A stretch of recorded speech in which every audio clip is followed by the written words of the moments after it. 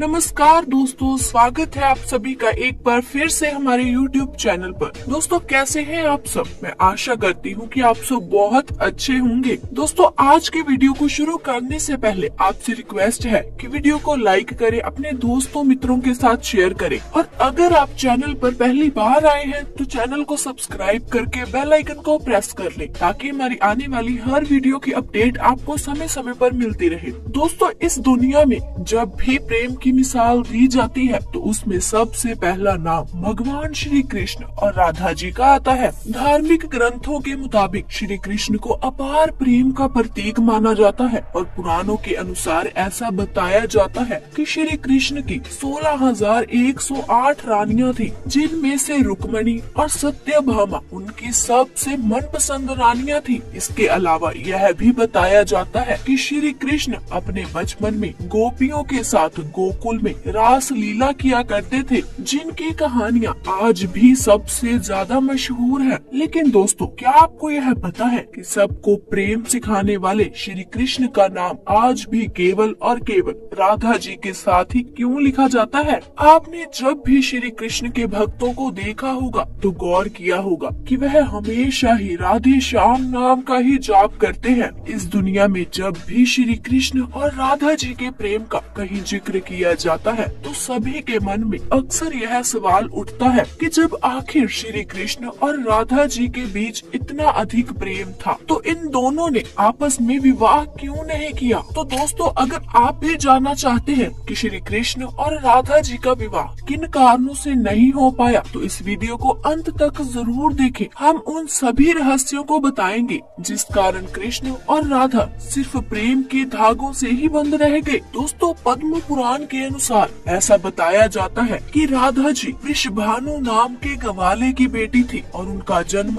जमुना नदी के पास रावल नाम के एक गांव में हुआ था। कुछ समय बाद राधा जी के पिता बरसाना गांव में आकर बस गए थे, लेकिन दूसरी तरफ कुछ विद्वानों का ऐसा मानना है कि राधा जी का जन्म बरसाना गांव में ही हुआ था। इसी के साथ ब्रह्मवैवर्त पुराण के अनुसार यह बताया गया है कि राधा जी श्री कृष्ण से उम्र में 5 साल बड़ी थी और उनकी सबसे अच्छी मित्र थी। ऐसा कहा जाता है कि जब श्री कृष्ण और राधा जी पहली बार मिले थे तो राधा जी श्री कृष्ण की एक झलक देखते ही उन पर मोहित हो गई और उन्होंने कृष्ण को पहली बार तब देखा जब यशोदा माता ने उन्हें माखन खाते हुए ओखली से बांध कर रखा था। दोस्तों जब श्री कृष्ण बांसुरी बजाते थे तो उनकी बांसुरी की धुन सुनते ही राधा जी दीवानी हो जाती थी और बेसुध होकर नाचने लगती थी। इसके साथ साथ ही यह बताया जाता है कि राधा श्री कृष्ण जी की बांसुरी की धुन में इतना खो जाती थी कि उन्हें अपने घर का ध्यान भी नहीं रहता था, जिस वजह से समाज के लोगों ने राधा जी को ताने मारना चालू कर दिया और इस बात को लेकर राधा जी के घर वालों ने उनका घर से निकलना भी बंद कर दिया था। लेकिन जब श्री कृष्ण जी को यह बात पता चली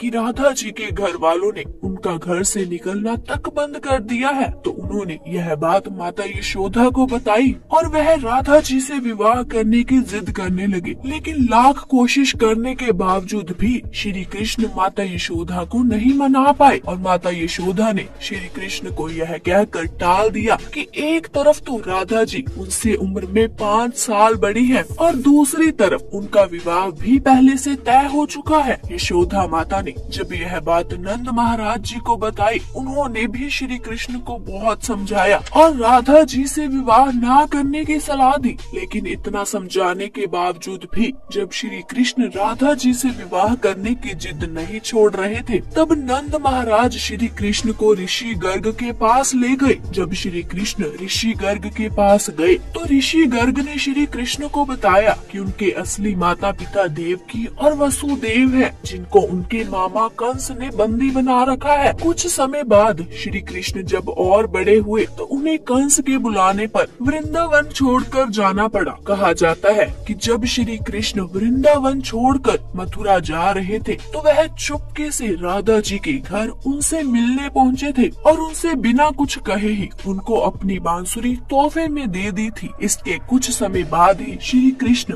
बड़े भाई बलराम जी के साथ वृंदावन को छोड़कर मथुरा की ओर रवाना हुए और ऐसा बताया जाता है कि जब श्री कृष्ण वृंदावन छोड़कर मथुरा चले गए तो राधा जी उनकी यादों में फूट फूट कर रोती थी। समाज के दबाव में आकर उन्हें ना चाहते हुए भी अपने पिता की इच्छा के अनुसार किसी और से विवाह करना पड़ा था। ऐसा बताया जाता है कि श्री कृष्ण के जाने के बाद राधा जी का विवाह माता यशोदा के भाई रयान से हुआ था। राधा जी को अपनी एक अलग दुनिया बसानी पड़ी थी। राधा जी का विवाह होने के बावजूद भी जब उन्हें श्री कृष्ण की याद आती थी तो वह अक्सर बांसुरी बजाकर उनके यादों में लीन हो जाया करती थी। वैसे दोस्तों, श्री कृष्ण और राधा जी का विवाह ना होने के पीछे दो कथाएं और भी प्रचलित हैं, जिसमें पहली कथा के अनुसार यह बताया जाता है कि श्री शुक्राचार्य भगवान बृहस्पति से भी ज्यादा ज्ञानी थे, लेकिन इसके बावजूद भी देवराज इंद्र शुक्राचार्य के बजाय भगवान बृहस्पति को अपना गुरु बना लिया था। जब शुक्राचार्य ने यह सब अपनी आंखों से देखा तो उन्होंने इसे अपना अपमान समझकर असुरों को शिक्षा देना शुरू कर दिया और उनके गुरु बन गए। असुरों का गुरु बनते ही शुक्राचार्य ने देवराज इंद्र से अपने अपमान का बदला लेने की ठानी,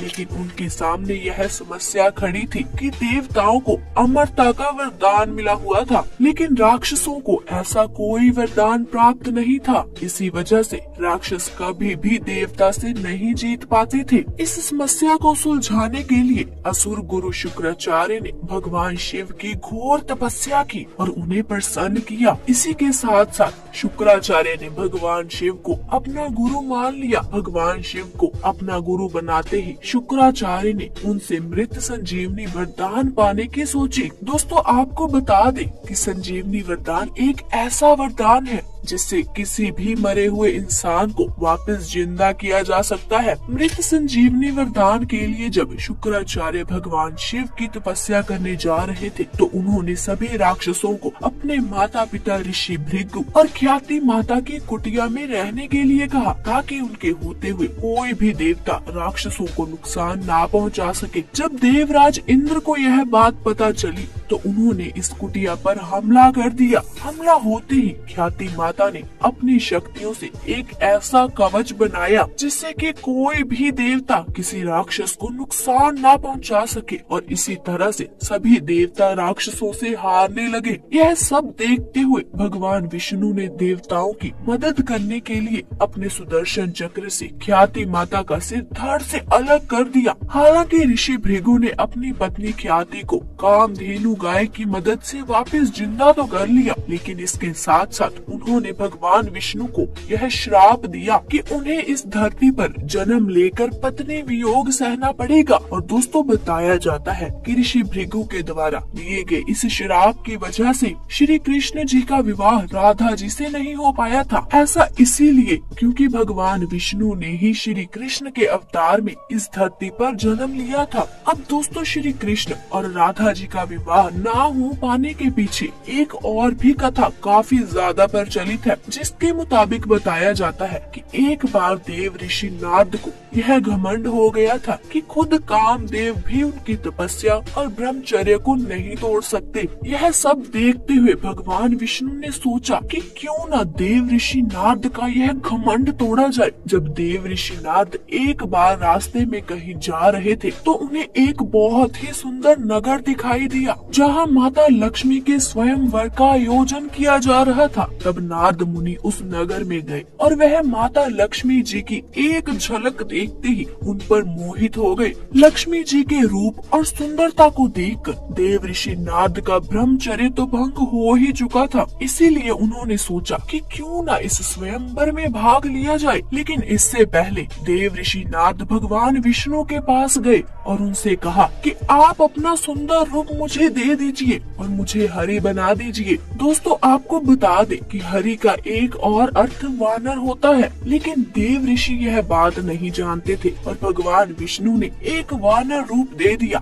जब लक्ष्मी जी स्वयंवर में आए तो देव ऋषि नारद के वानर वानर वाले रूप को देखकर उन्हें बहुत गुस्सा आया। इसी के साथ साथ देव ऋषि नारद का स्वयंवर में खूब मजाक भी उड़ाया गया। उसी समय की बात है कि भगवान विष्णु की एक राजा भेष रखकर उसी स्वयंवर में आ गए और भगवान विष्णु के सुंदर रूप को देखते ही लक्ष्मी जी ने उन्हें अपने पति के रूप में चुन लिया। यह सब देखकर स्वयंवर में बैठे सभी लोग देव ऋषि नारद जी की और भी ज्यादा हंसी उड़ाने लगे और उन्हें कहा कि पहले जाकर अपना रूप तो देखो। जब देव ऋषि नारद ने शीशे में जाकर अपना रूप देखा तो उन्हें बहुत गुस्सा आया। इसी के साथ साथ देव ऋषि नारद भगवान विष्णु को बुरा भला कहने लगे। उन्होंने श्राप दे दिया कि जिस तरह से मैं स्त्री वियोग में तड़प रहा हूँ उसी तरह तुम्हें भी अपने हर जन्म में स्त्री वियोग सहना पड़ेगा। कहा जाता है कि इसी कारण विष्णु जी को राम अवतार में सीता वियोग और कृष्ण रूप में राधा का वियोग सहना पड़ा।